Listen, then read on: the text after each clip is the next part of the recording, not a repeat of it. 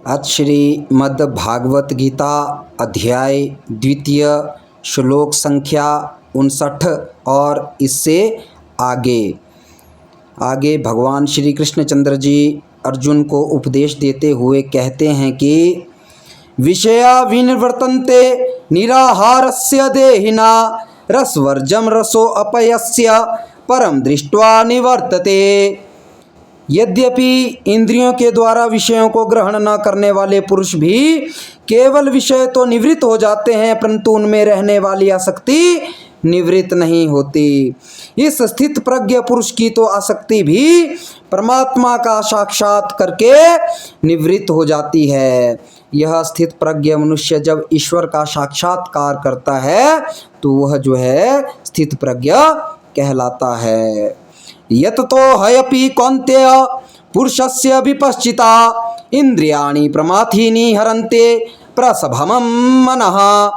और हे अर्जुन, आसक्ति का नाश न होने के कारण ये प्रमथन स्वभाव वाली इंद्रियां यत्न करते हुए बुद्धिमान पुरुष के मन को भी बलात् रूप से हर लेती हैं। यानी कि हमें इन इंद्रियों को विषय वासना से हटाने के लिए बहुत अधिक प्रयत्न करना पड़ेगा, क्योंकि हमारी ये जो बुद्धि है, ये जो इंद्रियां हैं, ये आसानी से विषय वासना से मुक्त नहीं हो पाती हैं। तानि सर्वाणि संयम्य युक्त आसीत मत्परा वशे यस्य इंद्रियाणि तस्य प्रज्ञा प्रतिष्ठिता। इसलिए साधक को चाहिए कि वह उन संपूर्ण इंद्रियों को वश में करके समाहित चित्त हुआ मेरे परायण होकर ध्यान में बैठे, क्योंकि जिस पुरुष की इंद्रियां वश में होती हैं उसी की बुद्धि जो है वो स्थिर होती है। जिसके मन और बुद्धि जो है वो वश में नहीं होती, वो मनुष्य कभी भी परमात्मा का साक्षात्कार नहीं कर पाता है। ध्यायतो विषयानं पुंसा संगस्तेषु पुपजायते संगात् संजायते कामा कामात् क्रोधो अभिजायते। और हे अर्जुन, विषयों का चिंतन करने वाले पुरुष की उस विषयों में आसक्ति हो ही जाती है।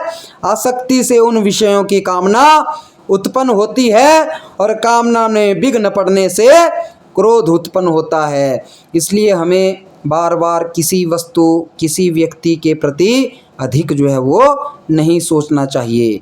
सभी मनुष्यों को अपना अपना जीवन जो है यहाँ पर व्यतीत करने के लिए मिला है, इसलिए जो है वो स्वयं को विषय वासना से निवृत्त करना ही इस जीवन की सबसे बड़ी उपलब्धता है। आप कई ज्ञानियों को देखेंगे, कई पुराण वाचकों को देखेंगे कि वो अभी तक जो है वो पूर्ण रूप से विषय वासना से निवृत्त नहीं हुए हैं, लेकिन फिर भी वो जो है वो व्यास गद्दी पर बैठकर मोह माया से दूर होने का प्रवचन करते हैं। तो इस प्रकार से जो है वो हमें आचरण व्यवहार नहीं करना चाहिए। हमें पहले अपने मन, अपनी बुद्धि को विषय वासना से दूर ले जाना होगा, विषय वासना से मुक्त करना होगा, तभी हम जो हैं वो सभी मनुष्यों को उपदेश करने के काबिल बनेंगे, उपदेश करने के योग्य बनेंगे, और वही कार्य जो है हमारा सार्थक भी होगा। आगे भगवान जी कहते हैं कि क्रोधाद् भवति सम्मोह सम्मोहात् स्मृति विभ्रमः स्मृति भ्रंशात् बुद्धिनाशो बुद्धिनाशात् प्रणश्यते। और क्रोध से अत्यंत मूढ़ भाव उत्पन्न होता है, इसलिए हमें क्रोध भी अधिक नहीं करना चाहिए। मूढ़ भाव से स्मृति में भ्रम होता है, क्योंकि क्रोध से हमें जो है वो मूढ़ भाव यानी कि मूर्खता का भाव जो है उत्पन्न होता है।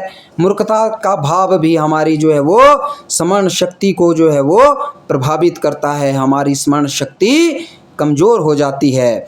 स्मृति में भ्रम हो जाने से बुद्धि अर्थात ज्ञान शक्ति का नाश हो जाता है, और बुद्धि का नाश हो जाने से यह पुरुष अपनी स्थिति से गिर जाता है। ये कलयुग है, यहाँ पर आपको कई व्यक्ति जो हैं वो बड़े ऊंचे पद पर पहुँचे हुए मिलेंगे, लेकिन जो है वो वास्तविकता में वो अपनी स्थितियों से भी गिरे होते हैं, क्योंकि मनुष्य का तो ये स्वभाव बन गया है कि जब हम कभी जनता के सामने जाएंगे तो हमारा रूप कुछ और होगा, और जब जनता के विपरीत जो है हम अपना आचरण व्यवहार गलत करते हैं तो हम अपनी स्थिति से गिर जाते हैं। और ज़्यादातर मनुष्य इस स्थिति को अपनी पर्सनल लाइफ कहते हैं कि ये मेरी पर्सनल लाइफ है, मैं इस पर्सनल लाइफ में क्या करूं क्या नहीं करूं।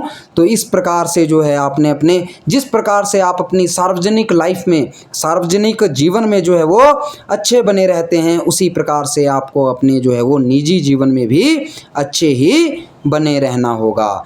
बोलिए श्री कृष्णचंद्र भगवान जी की जय।